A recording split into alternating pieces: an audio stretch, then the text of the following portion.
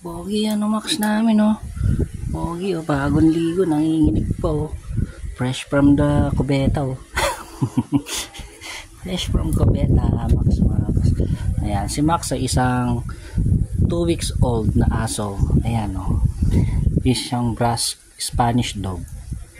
Ayan siya, 2 weeks. Tingnan nyo naman. Mukha siyang mapili sa pagkain, pero ano, minsan kailangan mo pa isubok sa kanya. Ano nakita mo? May naramdaman ka ba? Patuyuin na lang yung balahibo niya. Ayan. So, ang nagpaligo sa kanya, Ate Lexi. Ayan, si Ate Lexi. Ano nagpaligo? Kay Max ngayon. Pait naman Max. May paganyan pa. Ganyan pa baba, yung ano, ganyan, hindi naman makati. Para matuyo siya. Kasi pag pinapa-up and down mo siya, natutuyo agad yung balat. Uy! Oo, malalaglag. Hawakan ko sa diig, OMG. Malalaglag eh.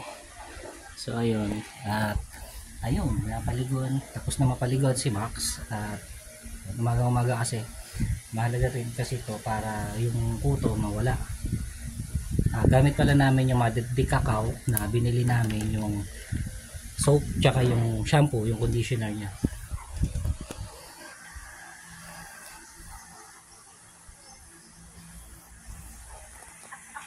Tingin nga una dito Max. Tingin. Max, Pogi. Hindi, ganyan mo sa kanya. Ganyan mo siya. Tapos harap mo dito. Ganyan mo. Masyad pag ganun, no? Ayan. Tapos harap mo dito. Ayan. Oh, Max. Ha?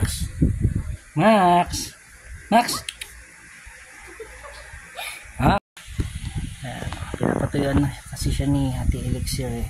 Dito harap kayo sa camera. Ayan, oh, di ba? Good girl yan si Ate Elixir eh.